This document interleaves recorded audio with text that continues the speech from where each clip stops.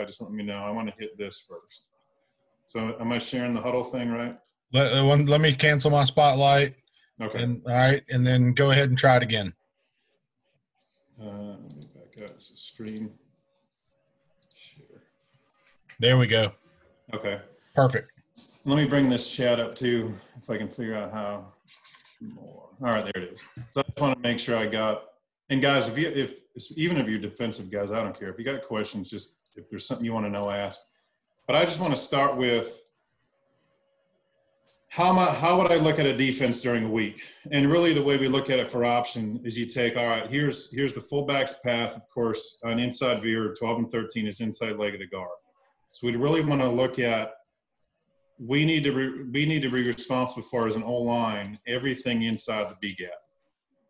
So a lot of what we've done is we've taken a look at this V essentially and said, okay, this is how we're going to look at it doesn't matter what the defense is, this is how we're going to look at it from week to week basis. So I'll start with two of my favorite drills that we run all the time, or we have done all the time in the past, is we call it 3-on-3. And literally all that is we take the two guards in the center and we essentially tell them, you guys are responsible for everything inside the fullback's path on 12 and 13. You have whatever they're doing in there, you have it. So even in this look right here, it's a 3-4, right? So we take the nose and the two backers, and we take these three linemen, and we run through every scenario I think these guys can do. Now, simultaneously, what we do is we take the B-back, and we have him run his track and read the action key. And the action key for him is the first guy inside the read. So, of course, we're reading the first guy outside the B-gap, 4-eye or wider. So his action key would actually be the nose. So when the B-back is running his path, his eyes are seeing out of his peripheral vision what the nose is doing. So, for instance, if on the snap the nose is trying to fight pressure that way, obviously we tell the B-gap, stick his foot in the ground and stick his foot in the ground with this one. Get north and south right there. So regardless of what action this guy has, what the nose does, we should be good on the fullback's path. So we can change it up, of course, in these drills. We can put this guy here like a 4-3 look and say, okay, we have to block 2 2s and a mic. Or we can change it up. You guys can dream up whatever you want. So 2 2s and 2 inside backers. I know a lot of places where option's popular. Maybe you don't have as many athletes. You'll see 4-4 defenses a lot. So you really have 4 guys inside the read. So we spend time every week getting reps on whatever we can dream up. We'll go a 3-ish shade and a mic. We'll go 2 eyes and a mic, 2 3s and 2 A-gap backers. Whatever we can dream up inside the read, we have these guys drill it, because what happens for them is we want them to get to the point, of course, where there's nothing at all they're going to be surprised about come Friday. Now, obviously, with running option, depending on where you are in the country, you could be playing a team in week 8 that they've played 7 gun teams in a row, or 6 gun teams and some team in the odd. So you don't really know what the hell you're going to get when they line up. You don't know. And I've seen teams try to run 3 different defenses. They'd come out, they'd be 3-3, and then the next series they're 4-2, next series is 3-4. They're running whatever. So if these 3 guys inside the dive key have confidence that they can block whatever these 3 guys are doing, I think they're going to be fine.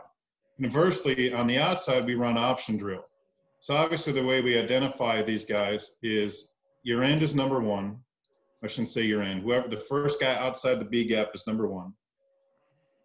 The next guy outside the B gap is number 2. Now we tell the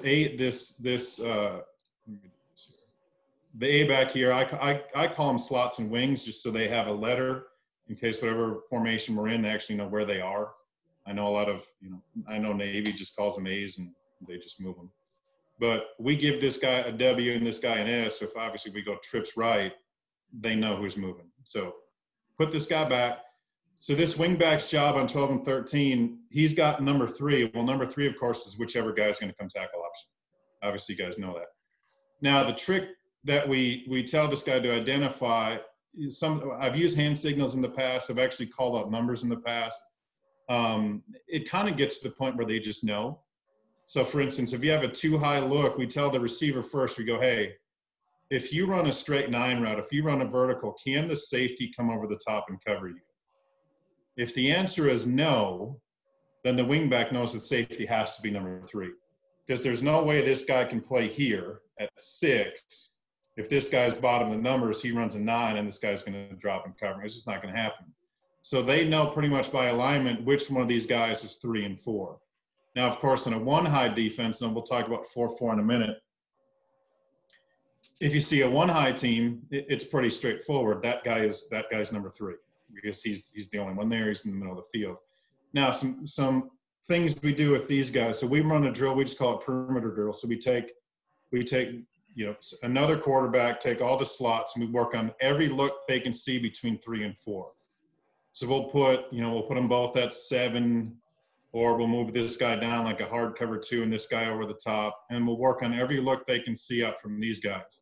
We'll also work 3-2 exchange, which again, if some good teams will do, and for some of you new guys, but 3-2 exchange means simply is this guy's taking pitch and this guy is taking quarterback. So I'll have them read all of those things so they simply understand everything they're going to see. So the way we look at it is, if these 3 linemen are comfortable with everything inside the read, my wingback and my receiver are comfortable blocking 3 and 4 regardless of what they do. It really doesn't matter what the defense is actually trying to do in terms of scheme against you, because you have all of those things covered. Now, the tackle's job is he's play style linebacker. And what we tell him very simply is, if the guard is uncovered like he would be in a 3-4, he's gonna loop release for this back. Gives us is we always want, regardless of what play it is, any option play, we want a guy under and a guy over the read. So our guard is under the read, the tackle's over. So even if they want to play squeeze and scrape games with these 2 guys, we got them covered, because regardless of where this linebacker goes, one of these guys should, obviously in theory, block that guy. Now, what we tell him, of course, we tell the guard to run to his path is at the play side number of the play side backer. If that guy deviates to the outside at all, now he's looking backside. Now, what we tell the play side tackle. Coach, real quick, Coach Eldridge asked in the chat, what is your answer when a team is doing a 3-2 exchange? So if they're going to, take that linebacker, send him to pitch and bring the safety down for Q.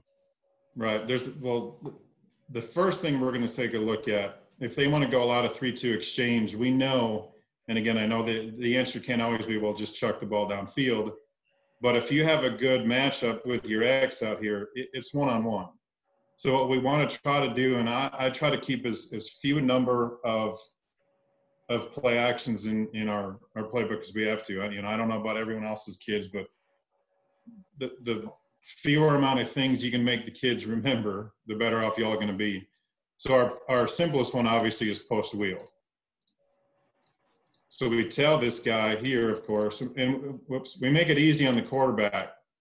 We tell the quarterback, here's his rule on post wheel. If this safety does anything at all other than drop straight back, throw the post, anything at all. If he drops straight back, now you have the wheel. What we do with the wheel is we turn it into, I don't even know where I heard this term the first time. He's trying to get outside shoulder of number 4 and get depth. If he can get over the top, great. If he can't, we tell him to run a hinge route, which is, we call it, essentially just means pull up and stop running so we can throw you the damn ball. Because a lot of times you'll get these guys who think they're real fancy kids, and they'll try to beat this retreating corner over the top, and the dude's 25 yards deep. Like, just stop running so we can throw the ball to you. So that's answer number 1. Answer number 2 would be, depending on how he's specifically trying to do it, other than simply block that guy. Because even if they want to exchange, because here's the way you got to look at it too. So let me delete some of this crap. Where's my delete? All right. So if they want to go 3-2 exchange, what should happen is, if it's done properly, if it's a 3-2 exchange, the linebacker should be running out of here. So we tell the quarterback, of course, his job when he pulls the ball, if it's a keep, he doesn't give it to the fullback, he's trying to replace the read. So if you step off, we really want him running essentially right there. So we make it difficult for that safety to get his body all the way down to make this play. So if this guy deviates at all, now the safety really has to squeeze and get himself in the box to make that play. So we tell this guy, our play side A, is that if you identify the safety as number 3, we know they're playing 3-2 exchange games. It's simply your job to get him regardless of wherever he is. Now, the other one that's great for us, of course, is the plain old just run 4 verts. If this guy, let me get my arrow here. If this guy is coming down in the box, we want to throw that ball right there. And what we tell the quarterbacks on this too, you know, a lot of these guys, you talk about vert and they're like, well, they think they got to throw the ball 35 yards downfield. Well, we tell this guy, if we want to throw it to him right here, is as soon as he clears the safety, put the ball on him. Like, I want this ball thrown even before he gets to 10. Like, if he's at 8 and the safety's in the box, put it on him now, because obviously the one thing I learned coming south is this dude can get over the top sometimes, because that dude can play. The year I was in Alabama, I realized that pretty quickly when we played Prattville, and they had 4 dudes in the secondary who were like, you know, the 4x1 Alabama state champs for the track team. So we got to put that ball on him now, or this dude's going to come knock his head off. So well, that's their answer. Well, that's what I was going to say, because, you know, when you showed arcing to block that guy, I would, from a defensive perspective, and I know there's some guys on here that currently coach defense, and there's some guys like myself that have in the past, you have to teach that player to collision the seam. Yeah. And if you don't, if you're trying to block him and he's running right past you and not collisioning that arc release, then 4 verts is there, because the safety can't. It's so hard for him to be right, the guy that's going to spin, especially if you can control him going back away from your motion, doing just enough to keep him honest, you know, where you force the rotation and then go back the opposite direction. Right. So for us, that's a couple of things we would do. The other thing that looks, again, it all depends on how good some of these players are, of course, but if this guy's really coming down in the box, we like to run toss. So we'll even take this guy and tighten down his splits and make that block easy. We'll send him to the safety right now. We'll arc this guy in the alley. And if the tackle can get to here, we're golden. So then we simply take this guy in, whoops, not that. Click on. Put this guy in motion. Now you just toss him the ball, you're off to the races. So those are the ways we look at 3-2 exchange. And in the number of years I've done this, I've never seen, it's not a thing I've seen teams try often. Usually what we see too is the teams that usually do the best job defending you are the teams that try to do it out of their base defense. Like if you see them on film and they've been 4-3 for 8 weeks and you go to play them and now they're 3-3, you probably got them already, because I can't imagine trying to teach the kids a new defense and how to try to stop option in the same week. And we always have told our kids wherever I've been, if they're switching defenses, you probably already won.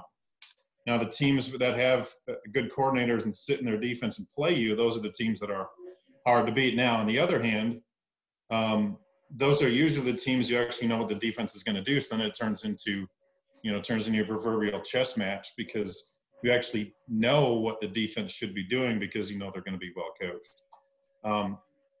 So those are the things I look at to start there. So let me take this back. But for us, you know, if you're new to option or have done it before or whatever, I can't stress enough how important running 3-on-3 in this perimeter drill is. Now, of course, adding in is we make all the quarterbacks just get a ton of reps running perimeter drill to get the ball obviously on the edge as fast as we can, as many times as we possibly can.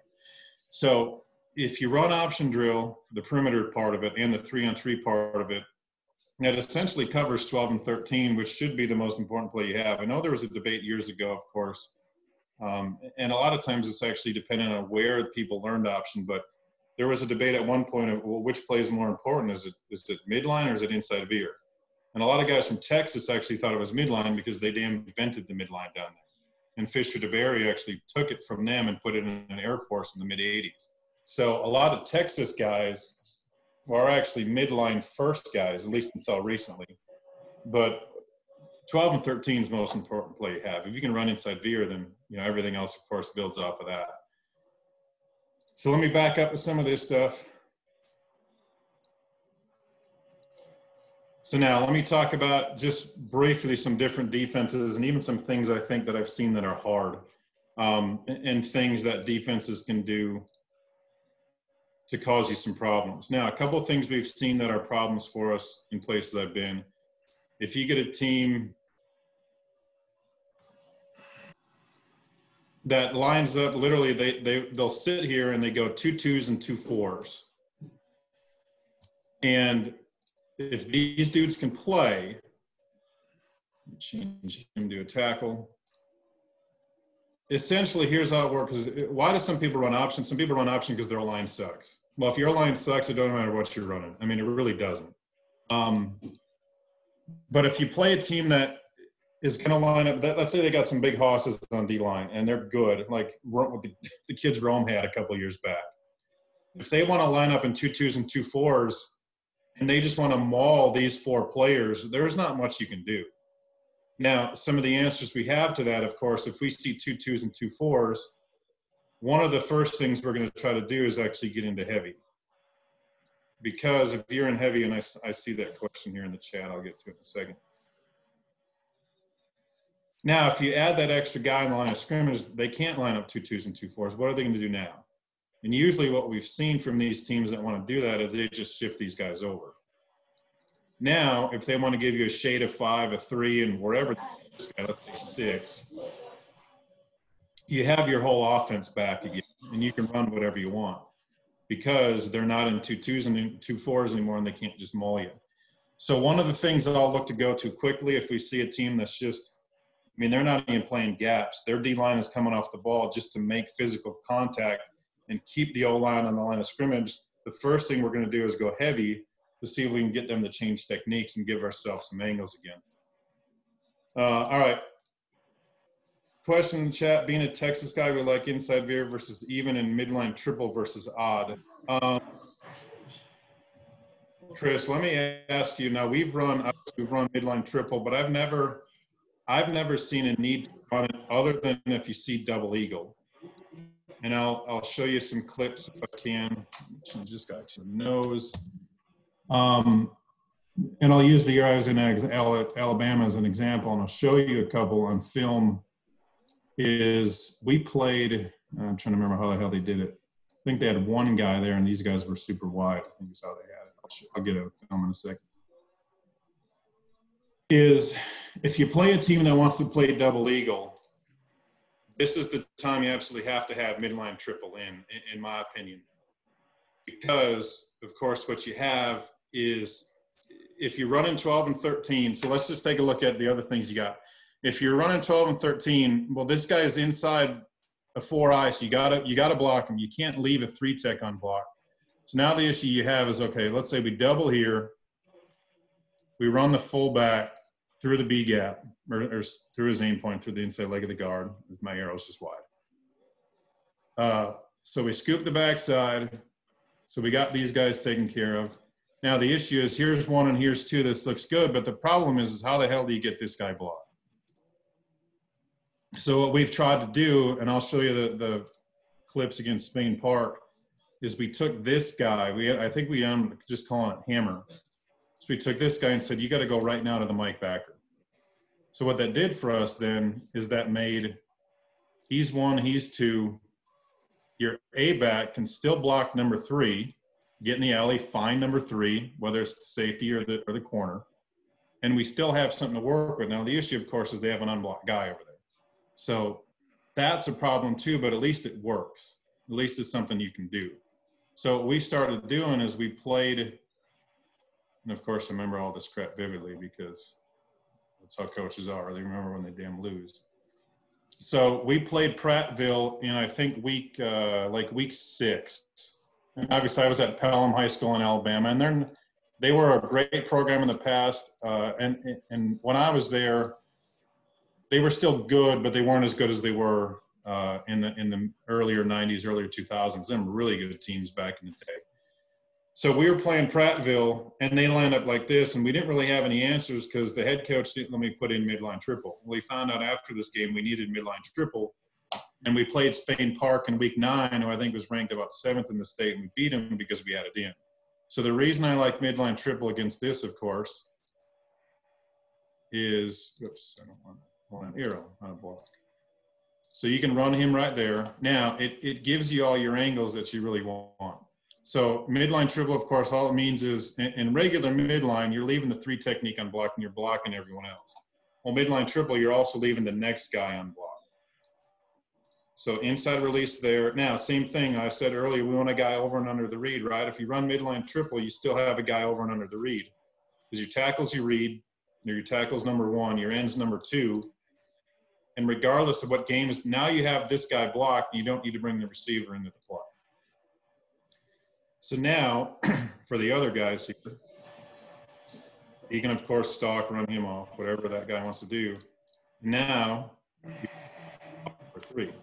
What we like to do to make it easier for him, too, and I'll show you some clips, and Spain Park did this against us, is if you twirl this guy, they're usually going to start trying to bump backers, and especially this safety is going to start sliding this way. So if they start sliding that way, it's a lot easier for you. So now, if we twirl it, he plants his foot back in the ground. Now it's a little easier for him to make that block because you're not asking him to block a player who's probably more physical than him when the dude's standing right in his face. He's got and we tell these guys too on all option plays, because these dudes usually don't like to block a whole lot. And any program, I don't care how big or small your school is, a lot of people have these 5'9", 165-pound dudes running all over the place. You got 30 of them. So you're trying to figure out where they're not tailbacks, they're not receivers. Where do you put them? So that's another reason I think option's good at many schools is we tell this guy, we only need you to block number 3 as the ball is passing you. I don't need you to get in his face and block him for 3 seconds. I need you to get a piece of that guy as the ball's going by. So midline triple, of course, what we're trying to do for the rest of these players here. Quarterback, of course, is stepping off. He's reading 1 and 2. And same thing, I'm telling him to replace. So if the tackle takes the B back, I want him going right there. Make the end have to come all the way down to get you. And we tell this slot back, of course, if it's twirl, he's not going in motion before the snap. He's got to wait. Well, the problem, of course, is how do you get this guy in the proper pitch relationship if he's not going before the snap? So we've told this offside guy, his path has to be through the fingertips of the fullback. So the B-back's heels, we start him at 4.5 from the front tip of the football. And we move him up to 4 if we have to. If we have to move him up any further than that, we put that dude on D-line and pick someone else because he just ain't fast enough.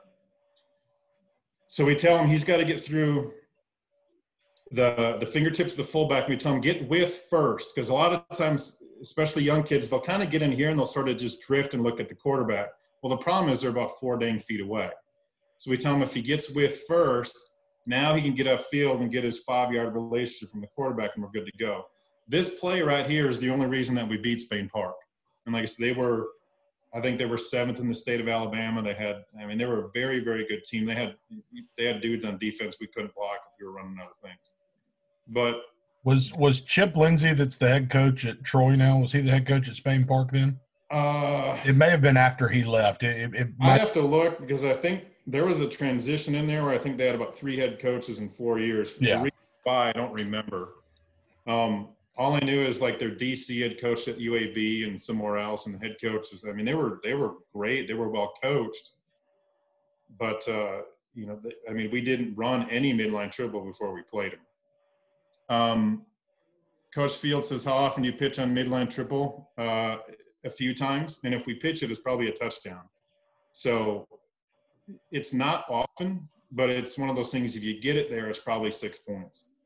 Let me show you some of those clips. So let me flip over. How do I do this? Did you see those other questions? I don't know if it's easy to answer them now or later. Yeah, I'll get to that next. Okay, perfect. Is my huddle showing now? Yeah, you're good. I may have to flip around on this a little bit because, long story short, this is from years ago, of course, and I copied it over, then I loaded it on Huddle, so the plays are kind of out of order. This is, of course, this is the beginning of the game, and like that's a dude, that's a dude, that's a dude, and this guy's clearly a dude, and we don't have those dudes. So they're 5-3 double eagle here, and if we're looking at this conceptually, this guy's the 3, this guy's in space outside the tackle. So we're looking at it as this guy's 1, he's 2, he's 3, and we got to get him blocked. So this is play 1 of the game, and obviously right away I think we just ran triple. Let me get to a couple of plays later, we actually started running it like right away. So you see on this play, we bring this receiver split down, and you see here, he doesn't get to the mic, and that's the guy we need to get blocked. So we really had to figure out how do we get this dude closer. And that guy was a good kid, but he was a 10th grader. He was a track kid. I don't know how much he even wanted to play football. But he was wide-ass open when we threw it to him. That's counter. And again, like I said, I don't even have these clips tagged, so I know I get to – that's toss. I know I get the midline triple here soon. Now, the other thing they did too, and I'll talk about it, they literally would go back and forth between a 6-1 and a 5-3 double eagle. So I would send 2 plays in the huddle. And the quarterback, if they were 6-1, I want this play run. If they were 5-3, I want this play run. All right, let me go back. We had to punt, I think. I always tell our kids, too, if we got to punt on Series 1, I don't even care because now I know what they're doing and we're in good shape. Midline, I know we pitched here somewhere, and I know the quarterback takes one of these to the house. Another midline. Because you see what they were doing, too, is – you'll see when we go more twirl, stop. What they were doing with the nose is if we would twirl this guy, they would slant the nose to that side, which made it a lot easier to run midline.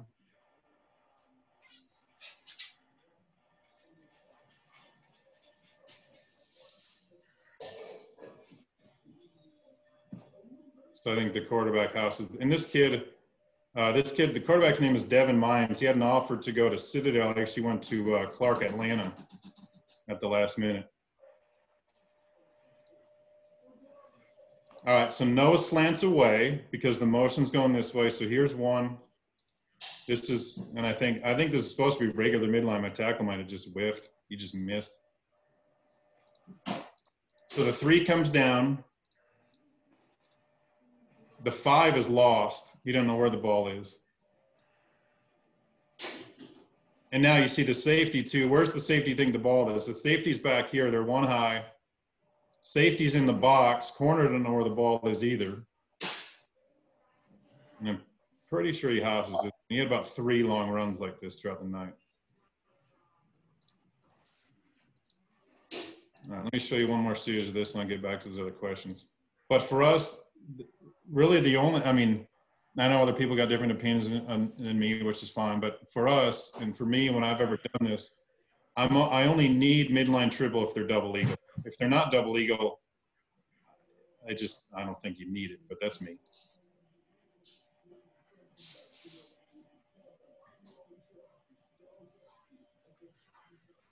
And this guy too, guys, I'm being serious with this fullback. This fullback back here, I think he's about 5'7", maybe 170, but he was as tough as damn, 6-week-old beef jerky. That kid didn't care. A lot of people ask me too, I get a lot of guys that text, email, they said, what kind of personality do you need to do this? Well, number one, you need a fullback that's fearless. You don't need a track guy. You don't need someone who's 220, but you need a dude who just wants to play and likes high school football.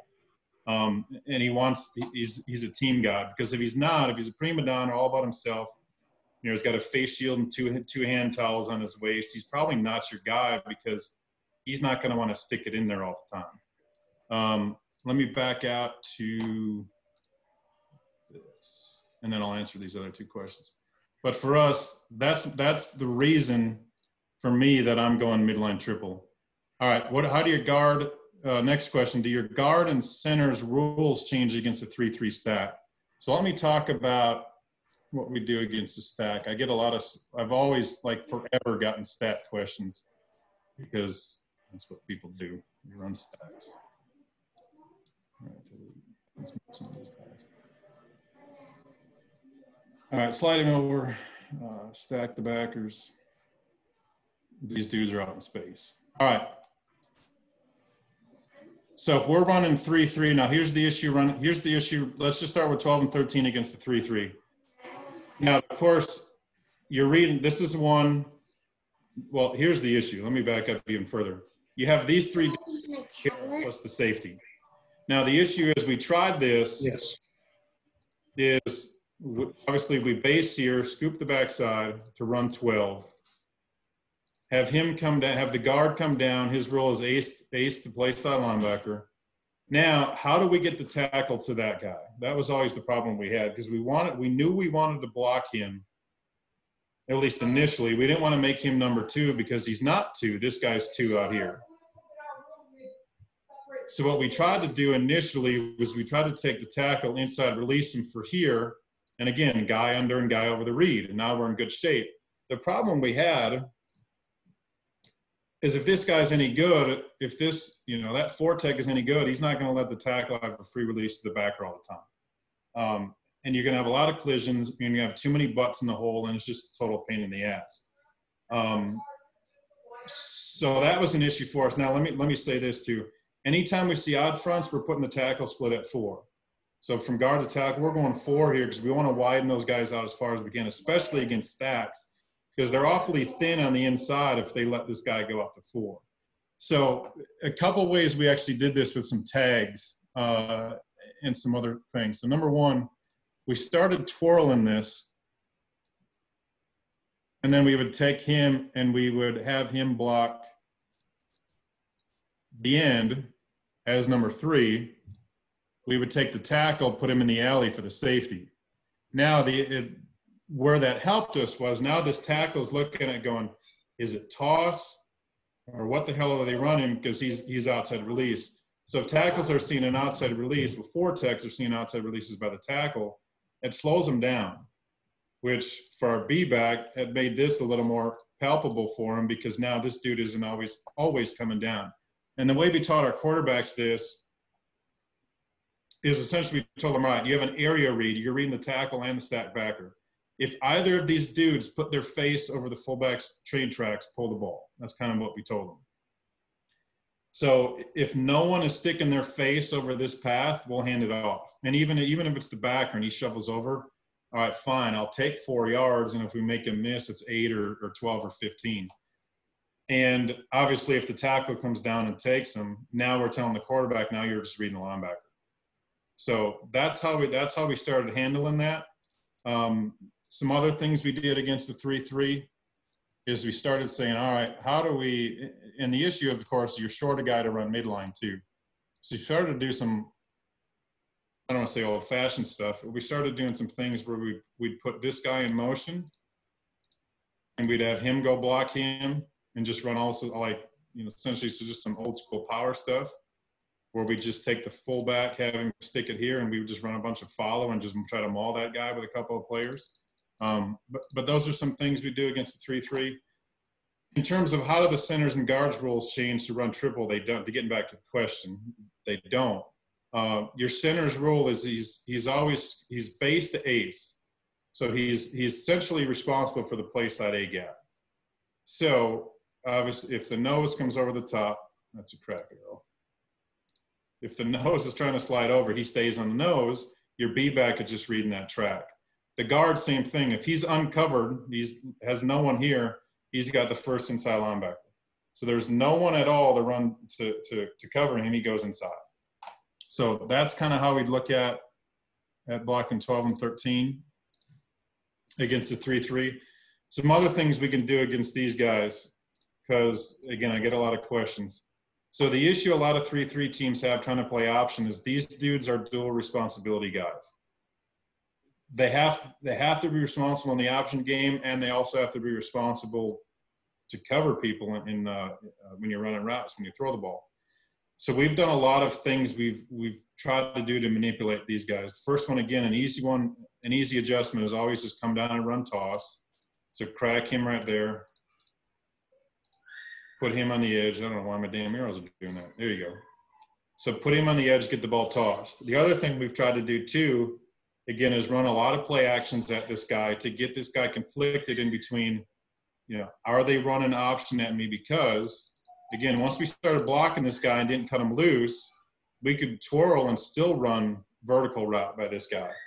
So the more we can play with these guys, I think the better off we were. Now, of course, if teams running a 3-3, these guys are dudes. They don't have poor players as the alley guys in a 3-3 defense. So we would look at that as well. What else we would do? Again, we would get into heavy.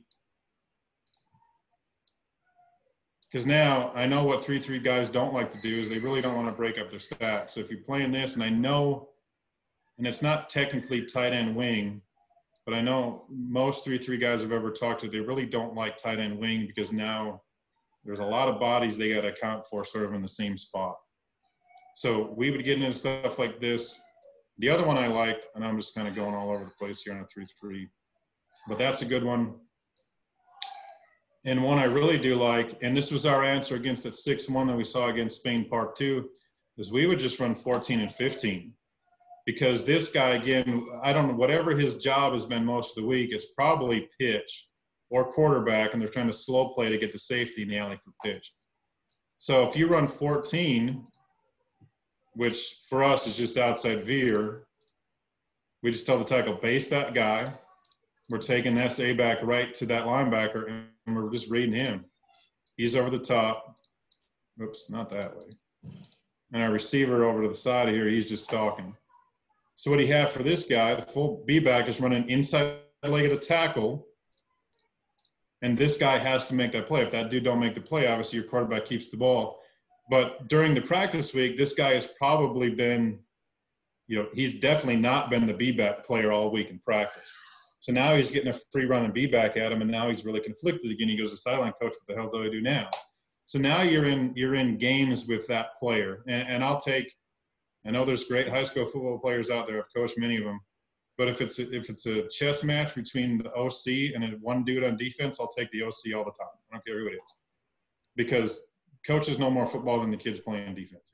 The last time I coordinated against a triple option, first half we played great defense. Second half they came out tight end wing X over and started running outside veer to the tight end wing. And we were a 4-3. We weren't an odd stack. We were 4-3. We walked the outside backers out and kind of apexed them. And all week long, they've been quarterback players. Well, now they're taking the wing. They're slamming down to the Mike, okay, who's been a dive player all week long. And they're slamming down and they're cracking on that Mike. And now we're having to try to adjust and get all of a sudden our outside linebacker who, just like you said, I mean, you brought back nightmares when you talked about it, but all of a sudden we're having to get him to adjust. Hey, the path is different. You've got to go, because they hadn't really shown much of it. That wasn't Wheeler, was it? No, it was Centennial. Now, Mike Collins, when he was at Wheeler, and Mike's at River Ridge now, Mike always did a really nice job with damn counter and scheming up some triple. But when Jeff Meeser was at Centennial, yeah. But that's how they got me, is all of a sudden you changed my conflict players rule, right? And the other thing that happened now is I had to take my safety and I had to get him to quarterback, which now meant my corner and the free had to rally late to pitch if they ever pitched it.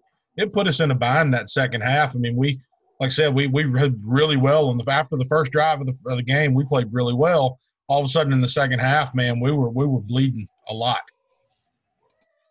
Right. And just some things, I'm glad you said that too. Some things I've always tried to instill in our kids, like I said, because a lot of times what happens, regardless of what offense you run, again, let's say the team you're playing for the week's a 3-4.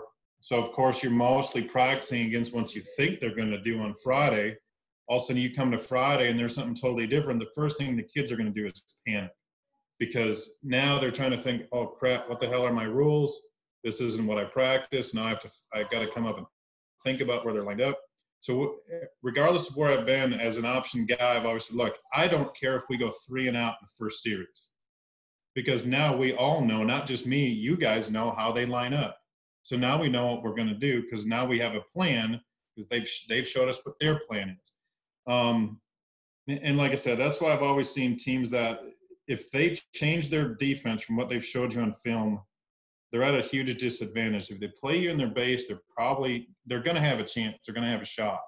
Because I know obviously there's a lot of great DCs that really know what they're doing. But the other side of that too, we've told our players on offense is we're going to start making adjustments after our first drive, after we know what their plan is. And any DC will tell you, especially, I mean, it doesn't matter what team you're playing. If, as an option guy, if I know what your plan, if I figured out your plan after the first series or two and now I start adjusting, it's really hard for DCs then to make adjustments based on what the offense is now doing, because it's just not something they see all the time. And now, again, the coaches, the DC, of course, may know what to do to give you trouble, but to relay that to 16, 17-year-old kids to not do that, on the very next series is a difficult thing to do. So I think that's one advantage option gives you. And again, I understand it's 2020 and Pete knows I've talked to him a lot about RPOs recently. If you're an RPO guy, a lot of this is similar types of things. You're trying to manipulate the conflict players. And really the guys that you can't account for in the run game are the guys that you're gonna throw the ball off of many times in your RPOs, or of course, even if you're running things like power read and stuff like that, you're really trying to take advantage of the players with dual responsibilities. So that carries over regardless of what option or what offense you're trying to run. And one of my other good friends coaches at, I think it's Texas Southern now. He is the OC there, and he told me, I texted him months back. He goes, I told him, I said, I'm trying to really learn RPOs like a guru. I really want to learn them. And he told me, he said, think of it just like option. He goes, if you use that same mindset for RPOs, you're going to be just fine. And then for me, trying to learn something new that I haven't done, I kind of, at least I think I picked it up relatively quickly. All right, let me show you, and I got a couple more things. What do I have? If you got any questions, just throw them in the chat. Otherwise, I'll just go through some scattershot stuff. And if anyone wants any of these PowerPoints I got, I'll just send them to you, because I gave a talk a couple weeks back at a clinic too. So I've kind of laid everything out. So I put on here, obviously this is our count system. And then I have, here's our count against any defense we think we're going to see. Reshare the screen, Coach, because we're not seeing that right now. Got it. Let me try this. New share. That one. Does that work? Okay. So perfect. I put this together, and again, these have a lot of the rules. So here again is the count system I was talking about. And then I put that down against really any defense I think you could see, and sort of how that count would change. I have triple option blocking rules in here, and then those against some basic fronts. And that's Prattville. We played Prattville when it was cancer awareness, and they had those pink jerseys, and I hate them, and they beat us anyway. Another thing I took a look at too is I think, how do you practice this every week, and what should your responsibility say? Hey, if we're going to do this, how are we going to do it properly? So of course, I think the biggest thing for any offense, really, not just option, but more so for option, because of the pitching that you have and because of the option aspect of it, is you really do actually have to practice ball security. And it can't just be something you play lip service to, or, dude puts the ball on the ground in team, and you get on him. I think you actually have to practice. Spend 10 minutes actually doing ball security stuff. So take a look at, of course, all defensive fronts. And like it's the way we always did that for us was doing 3-on-3 and doing perimeter drill. And all the tags, and if I can find the right PowerPoint, I'll show you those tags too. And then we also want to look at situational football. How do we get off of the goal line running option? What do we do in 4 minutes to try to run the game out? And I know one of the critiques about option, of course, you can't catch up or you can't throw the ball when you're down. Well, what I did in the past is my passing game essentially outside play actions was the old school run and shoot stuff. I literally got the stuff from Mouse Davis and Jenkins and all those old school guys. And I said, all right, it's the same stuff. The quarterback's even under center. So how do we do this? So I really do think you can add in, you know, I don't want to say comprehensive because I know there's a lot of passing guys that have, you know, some really sophisticated things, but you can have enough of a passing game that you can throw the ball 15, 20 times a game too and be just fine, you know, if you have to. Obviously practice short yards and goal line and then work hashes. So I know a lot of times, and I've gotten the habit of this in other places, is you kind of run team and you kind of hang out in the middle of the field too much. And you have to work off coming off the hashes. Let's see. Coach Elder says, how often do you realign and how often do you play new teams? Now let me get back to, if I can share this properly, let me get back to some things I've seen that actually are tough. So let me hit the share, see if this goes back. It should go back to huddle. I'm in Georgia now, of course, and we're not running options. So our alignments in Georgia, well, they have been historically every 2 years, but we just went every 4. And it's one thing that I talk to a lot of coaches too, is they got to take a look at, all right, you know, we play the same, you know, our conference has been the same for 35 years. And I know I'm going to play these same 7 teams. How do you handle it? Well, I really don't think you play it any differently other than it gives you more film to look at about what they actually tried to do the year before. And of course, if they were successful against you in the past, you kind of take a look at it and go, they're probably going to give us something similar. Surprise defenses. Let me talk about some of the things I've seen that I actually thought were pretty tough. We played a team, and bear with me on the letters here. I'm just going to move some guys around. We played a team that actually did this. They went 4-2. They went too high, and they put the mic at like 8. They sat him right there. Now we're taking a look at it going, all right, here's number 1. If we're running 12, the 4 tech is number 1. Well, who the hell's number 2? They don't have a number 2 in the defense. He's not even there. So the issue we had is the guy that was tough, of course, is this extra player here. This guy was E on the screen. Is what if the quarterback opened to the right, this dude was coming downhill to the right. And what we really started getting into a lot against this team when we played them was we actually started running a lot of counters. For instance, and I'll show you, it's just your basic old counter ISO. So we would twirl this guy like it's 12, and we would take him and we would insert him right through there. And to make it easy for the O-line, we just told these dudes, we're like, hey, these are all base blocks. So he's basing this guy, click him. That's a base. We're doubling here. We're basing that guy. So obviously we're faking 12. We get an arrow for the fullback. We want him to go through here and get tackled. Now, ideally, what we're doing to run 12 is these guys are running over the – oops, not that guy. Undo. Click this guy. That these guys are running over the top. Now, if they are, and what we do to run 12 and 13 is everyone runs 12. That's how we tell them. The quarterback, B-back runs 12. Slot guy, we tell them we want step 3 stuck in the ground. Stick step 3. So 1, 2 is your motion. Step 3, stick it, get north and south. And we tell this guy, it's 3 steps for him too. So he's going 1, 2, 3, taking the ball, and he's downhill here. That worked for us against this defense. And the other thing we simply try to do, again, is we try to go formationally and just try to get an extra blocker over there to take advantage of really the extra guy that they had, because there's no weak side player. So we started running toss. If you look at toss, again, conceptually, toss looks good, right? You take your outside receiver. Oops. Take your outside receiver, have him crack. Why the heck's my damn arrow white now? Anyway, I don't know how I changed it to white. But arc him in the alley, and we're good to go there. Oh, shit. No, what's going on? There we go. Yeah, sometimes it just gets weird. All right, I think I'm all over the damn place. How about we start deleting some of these arrows? Anyway, so we tried to get toss in the alley.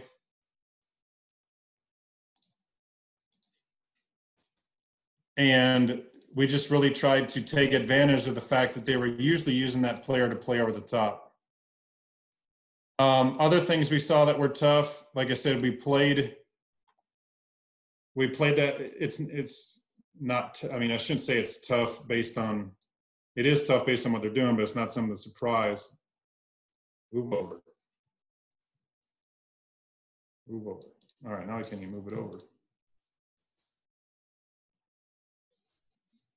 Let me hit refresh, see if that helps. That's usually what does it for me. Just have to refresh. All right, I don't even know what I had. I'm gonna have to, all right, give me a second to put some dudes back up. Okay. Get out there. So we saw teams that play. So here's our idea against 6-1. I said this is what Spain Park was doing later in the game. Take him back there. So again, same idea is they're just trying to compress the releases of all of our guys. So we did the same thing. We go, say, if we see 6-1, I want to run 14-15. So again, we're going to base the tackle, base the end. We're going to read this guy listed as linebacker here. This 9 technique, whatever that dude actually wants to be, the edge player, the force guy. He's going to be our read for dive. Now the thing is, we just got to make sure we get a guy here. So we ran some 6-1. We put him down there. And again, we just called it 14 hammer, put the receiver on that guy, gave the ball to the B-back right here, and just made that linebacker make the tackle. And if he didn't, well, then the quarterback would just keep it. We just flat up base. He's in the alley for 3. We're blocking here on the edge. And that was our answer to 6-1. Outside of those two, I never saw anything like super exotic. I never saw a team try to go like radar defense and not even get lined up. I've never seen that. I mean, we've seen teams. I've seen teams try to roll quickly on the snap or realign or really shift. And what we do against those teams is we'll just line them up and run on first down. And it's kind of irritating running against some of those because, you almost don't know what to do because they're just all over the damn place. So what we started doing is we would just run 12 and 13 on first down and go, we're just going to be better trying to do this without you even lined up. So that's another thing that we tried against those teams. From a defensive point of view, things that hurt us. Like I said, if you line up in 2 2s and 2 4s and just because really, if you look at it, if you can keep your linebackers, really any defense, if you keep your linebackers protected, you're in good shape. So if we saw 2 2s and 2 4s and they're just mauling our whole line, that's tough for them. Now, personnel-wise, this is why I tell people who ask me, your center's got to be a dude. Because if you play an odd front and their nose tackle's a dude and you're getting mauled by that nose tackle, if the center's in your quarterback's lap all day, it doesn't matter what the hell else you're doing. And me and one of my friends years ago, before they played, I think they played Citadel or Georgia Southern, I forget which, we always laugh, we're like, what would Nick Saban do against an option team? Like, he'd probably just take his 340-pound, first-round pick nose tackle and have him just bench press the center back into the quarterback. And if you're playing a team that really has a war daddy at nose, your center's got to be a kid who can play. Because regardless of how good the other 10 are, if the center's getting wore out by the nose, it really doesn't matter because now this guy is literally in the quarterback's lap all the time. And we always took a look at it, and I know a lot of wing T guys ask me this too. Can you combine this with wing T? Well, you can, but the problem is O-line personnel-wise, they're actually opposite. In the wing T, you want your dudes you can run at guard and your big road grader dudes to play tackle. Well, option's opposite. You want your road grader guard guys to play guard and, your faster guys to play tackle. So obviously if your O-line is good and mobile, it doesn't really matter which one you're doing. But that's one of the reasons it's tough for guys to try to combine both wing T and option. Other things I saw that were tough, again, is teams that want to go 5-3. Let me move some of these dudes again. So if we're looking at the old 3-3, and again, this goes back to a game plan thing. If they want to go 5-3, and these guys are playing just outside your slots, and maybe this dude's at like 6, it can be tough to run the ball. So now you're getting into a game where you have to do different stuff formationally against them to really get the ball on the edge. Because if you look there, if you can get outside this 5th player, this 5th D lineman here, and get on the edge, they're pretty vulnerable out there. So that's what I would do against 5-3.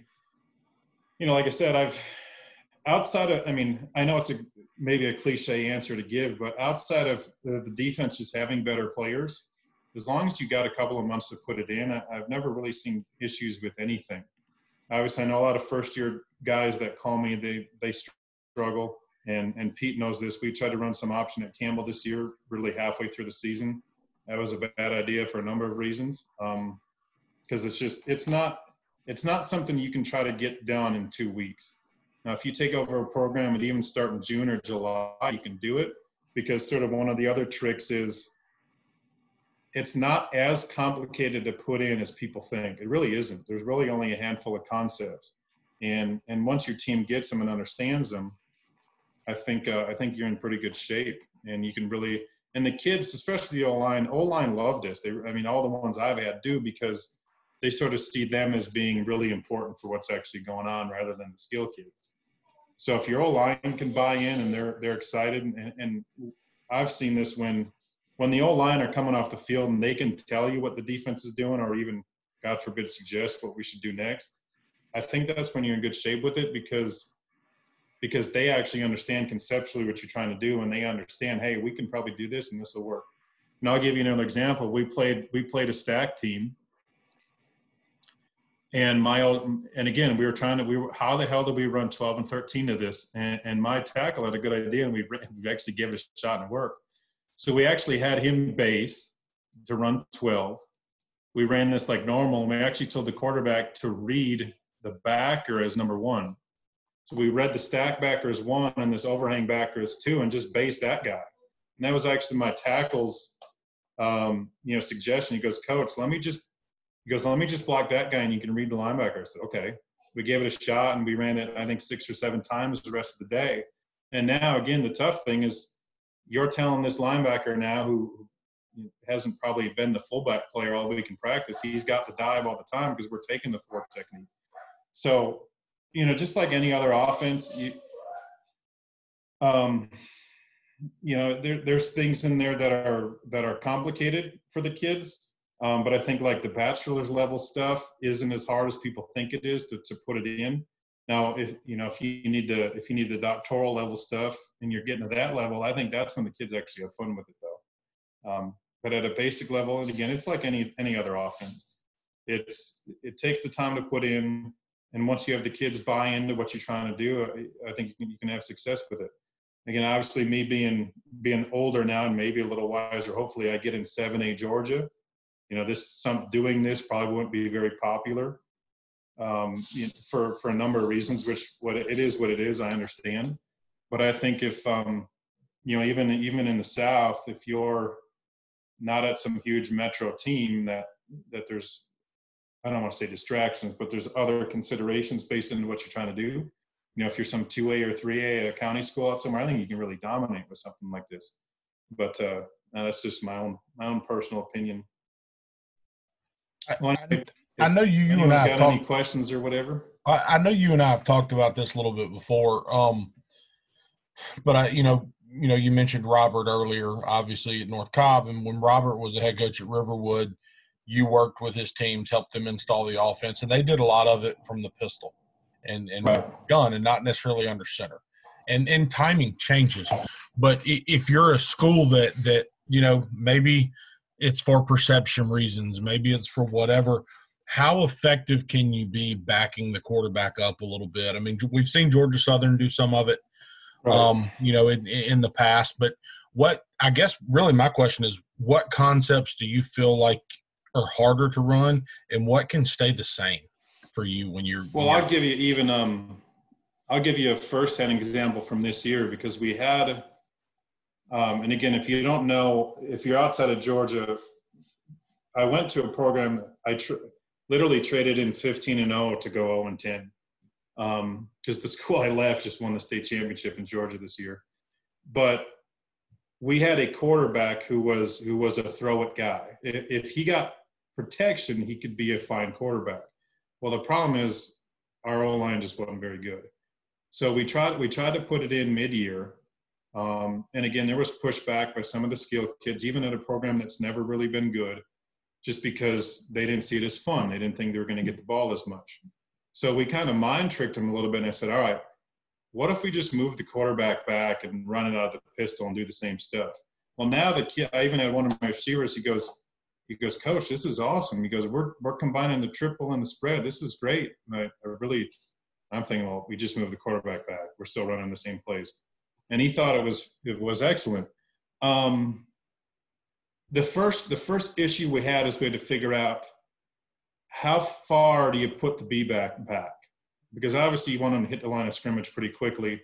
And we played with a whole bunch of stuff. So really what we tried to do is, and again, this is something we had to really get the quarterback on because he kept kind of drifting backwards. But we told the quarterback, if the quarterback would put his heels at 4 from the front tip of the ball, now again, it's tight, right? It's a close snap. There's not, it's in the air 2 yards. That's about it. But if we put him at 4 and we told the B-back, if his heels were at 6 or 6.5, there wasn't a huge difference in how fast we actually could try to execute what we were doing. Now, I think let me back up. On 12 and 13, we didn't think there was a huge difference. On 10 and 11, there was. Because now the 3-tech, unblocked, is watching a running back come at him from 6.5. And that was pretty easy for him. So if you want to run it out of pistol, I think it gets harder to run midline. I think it gets easier to run your outside stuff. I think you could even get into more things running. You could do a lot more running jet motion. Obviously, it's a lot easier to throw the ball because now the quarterback can just catch, drop, and rip it because he's already back off the ball. So really, I think it comes down to you sacrifice midline to be able to do more things. And I think it could be effective really anywhere. And again, I know every school's got their own political things that they have to consider whenever they're trying to run a program. But I think even at big, successful programs, I think you could get into pistol and do some of this and be fine with it without too much pushback from your boosters or your admin or whoever, influential parents. And I really enjoyed it. Again, we didn't have any on-the-field success, and there's a number of reasons for that, just trying to do it the last 4 or 5 or 6 weeks of the year, whatever we did.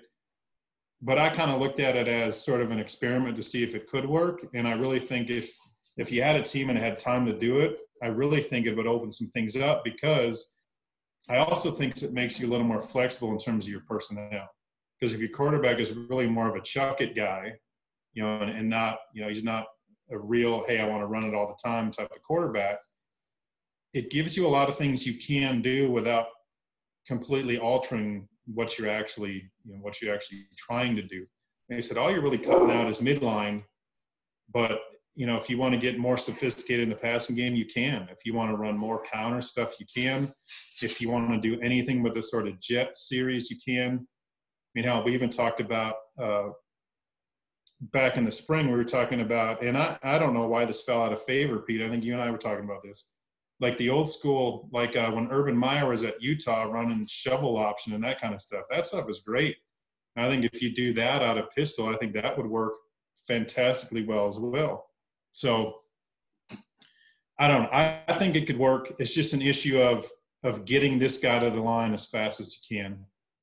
All right. Yeah. Coach says in the chat, in the pistol, how would you attack double eagle if the midline triple is not available due to the depth of the B? Well, that's a hell of a question, and thankfully I haven't had to do that. I would probably, let me just kind of experiment here. If we're doing something like this and we're out of the pistol, really what our other options were, things that we tried to look at that I thought could work, is we would double this guy. Now we take the B back. Let me just put him on here. We take the B back and wrap him for that mic. And we would call this is just, I'm pretty sure unless they changed it, this is rebel in Navy's terminology every time. If the B back blocks that guy, I think they call it rebel. I could be wrong. It's been a couple of years since I really got sat down with those guys. But now we essentially just turn this into a double option off of this overhang dude right here. If the mic, or excuse me, your B back gets to the mic, you're running a lot of double option stuff. So if we were doing this out of pistol and we saw double eagle, I would go a lot of double option. You can really change up how you're taking care of this on the outside, but pitch off whoever this end guy is and run a lot of counter stuff. And obviously it gives you have a lot more throwing options too, which can be tough on the defense if they're trying to sit in a one high look, and you really have 4 receivers and a quarterback who can throw it at all. Well, that's what I was wondering, if there was some type of speed option or double option, because that's what I would think. But I also, like you said earlier, being in the gun, you kind of, with the jet sweep stuff, I mean, you can kind of open up yourself up to almost a power read type stuff. Right, and that's even something we talked about too. Is could we run power read? I mean, we didn't try it obviously, but it's something we have in our pockets down the road at some point, that if we ever wanted to go back, I think power read is something that's viable out of it too.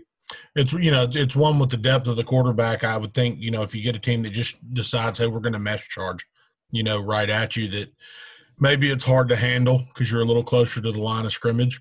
Right. But if you're running power read toss, if you're going to take your B back there and let him be your pitch guy, and you're going to pull the backside guard or even pull that backside wing now and let him be that kind of power puller.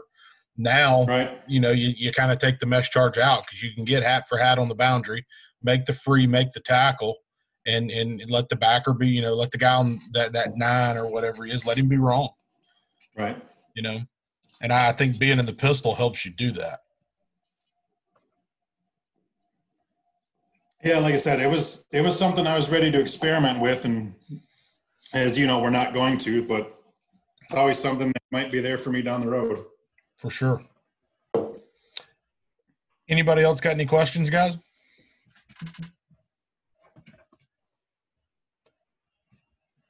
Feel free to type them in the chat or just unmute yourself and ask if you've got any. Anybody wants to see quickly some of the triple stuff we do, I can show you. Yeah, Coach, give me Coach, if you will stop share, and then Aaron, I just made you a co-host so you can show yours.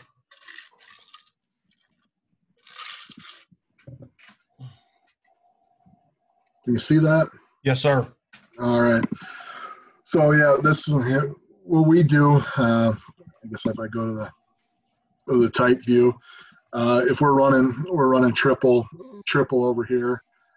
Rule wise, we're the same. The same in terms of our read key is, first man, we call it head up outside the tackle, so outside the B gap. We're going to zone block it back away from the play call side. So we're ripping under here, blocking B gap. We're going to get a double here back. We're going to step back. We're going to pitch off. The next man, very much the same. So in this situation right now he's got read, he's got pitch, he's feeling leverage, so he's not even going to wait. He's just going to get it out there. Is your B back was he at 6? What's that? Was your B back at 6? Yeah, it's supposed to be quarterback at 4. We call him our tailback. We use more of a tailback like kid than a traditional B back. But yeah, he's at 5, and we're at 4 and 5. He's just opening. It's not a deep ride. We talk better wrong than long. Your eyes are here. Right now he sees a pinching. He sees a read key trying to make contact. He knows he's going to pull the ball. If our tailback does a good job on a pull, he's actually going to work with and try to pick up any backside flow. What I love about pistol as opposed to gun, if you're going to do this, is you can keep the right aiming point. You can block it like zone, but you can keep that veer aiming point, and you can be so downhill. That's one of the things that I really like about doing that from the pistol. Well, also, that's what we call our read, our traditional triple option. We'll also do it off a zone read. So our give will be to the zone blocking, our pitch away from. In this case, we're going to mix it up, and we're going to switch switch responsibilities. The slot's actually going to become the dive back, and the tailback's going to become our pitch back in this look. So we're working zone this way. He's going to take the inside zone path to the right, and then we're reading back here like we would on a traditional inside zone, and we're turning our tail back into our pitch back. In this case, he saw leverage. We were getting a ton of fire away from our motion. They wanted to bring this guy away from our motion. So he was thinking pitch, right off the bat. He got what he expected. Right now he knows he's got leverage. There's nobody outside on pitch, and so he's just pull pitching pretty much is what he's doing on the run. A great way to do it and control those safeties. I mean, you can see number 7, the safety there, so out of position because they're trying to roll with the motion. Yeah, number 7 was a dude, but they screamed him to motion. If motion came to him, they wanted him at the line of scrimmage. Motion away, they were flying him. So a lot of what we were doing, this action we really like against a team that uses an active safety. Otherwise, we don't switch up the dive and pitch back as much. So we can do it. We can do it different looks as well. And we like, if we go to trips, we like to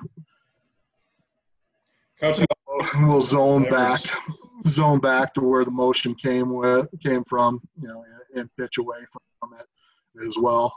So it stays with all of our zone blocking schemes, and then adds the pitch phase into things. I love it. What you said about leverage too, and it's one of those, I didn't mention it, but it's funny.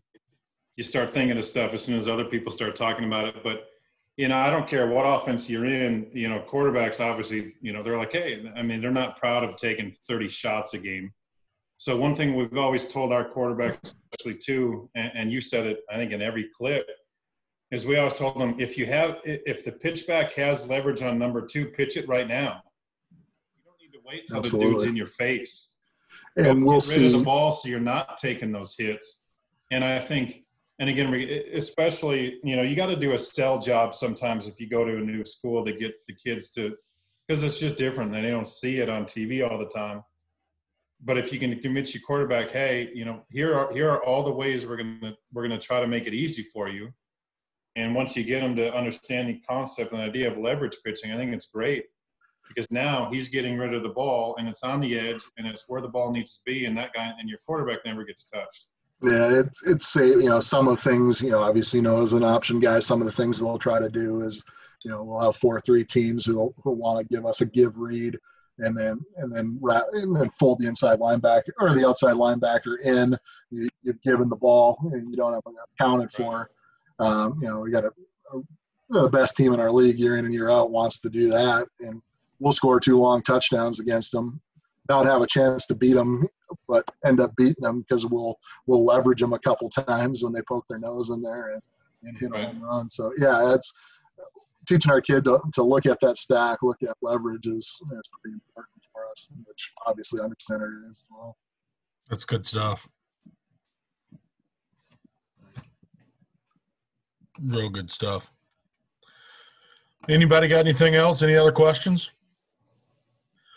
Scott, why don't you, if you want to, never mind, guys. I've tweeted out his Twitter handle. I did it in the original post. I can get you his number if you want it. If you need anything from him, if I'm like I said, I know he'll be willing to talk ball with you all day long.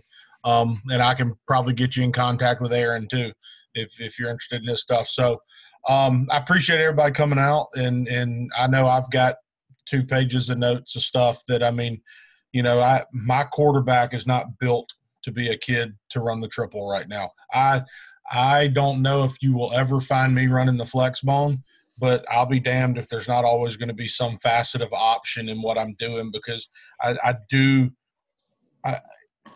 you have to believe in it. And if you've ever coached a defense and you faced it and you face somebody that's worth a shit at it, you believe in it when you get back to offense. It's just, it's hard, man. I mean, look, especially you watch Navy do it, and you watch Georgia Southern and these teams that do it at a high clip, and do it against teams that, and like Army's done a beautiful job of kind of blending some wing tee principles with their option principles. But you look at what they were able to do against Wisconsin or against Oklahoma and take them to the ropes a couple years ago. It can be an equalizer, because the reality is you watch the NFL on Sundays and guys that are paid millions of dollars make mistakes. So I'll be damned if a high school kid on Friday night, when you ask him to do something repeatedly, is not going to at some point make a mistake. And if you're well coached and you're running a scheme that gives your kids a chance to exploit that mistake, I think you put yourself in a chance to be successful. And that's what I think that option elements obviously do. And whether your option is RPO, or you're running it like Scott, or running it like Aaron, or, some of the things that I know we've tried to do in the past. I mean, we freaking worked some triple last year off of our mid zone, where we were going to load for the quarterback player and bring a pitch player, and we're reading the end, and we worked it and we sat on it for 7 weeks, and I called it in the game, and he handed the damn thing off when he should have pulled it. And if he does, he either goes for 20 or the quarterback goes 60 or the tailback goes 60. There was nothing else. And then for 6 weeks, we never had a bad pitch in practice. I mean, the quarterback, he's not built for it, because I don't have another one, because he actually handles it pretty well. But I'll be damned, the first time I call it, he hands it off and the tailback gets smoked at the line of scrimmage, and it should have been a big play for us, So shame on me, I guess, for not calling it more. But I appreciate you guys, and Scott, I appreciate you giving me your time tonight, because, like I said, when we were coaching together, I always learned anytime we talked option. And Trenton, I'm glad you suggested this tonight, because it was certainly good. So, fellas, I appreciate it. We're going to be back next week, and actually we're going to keep our option theme next week. We're going to mix it up, and we're going to talk option routes. And talk about doing some things in the passing game with option routes. So all of you are more than welcome to come back. I'll always announce it on Twitter, and then we'll go from there. If you haven't seen it, if you're interested, we've got almost all the ones we've done have been put on YouTube. You just go search my name, Pete DeWeese, and you can find them on there. There are some where we've had some guests from colleges that have come in and talked. And then there's some where either the language has gotten a little bit colorful, or coaches have shared a lot of just really good stuff that they've asked me to protect. And when that happens, I don't put it.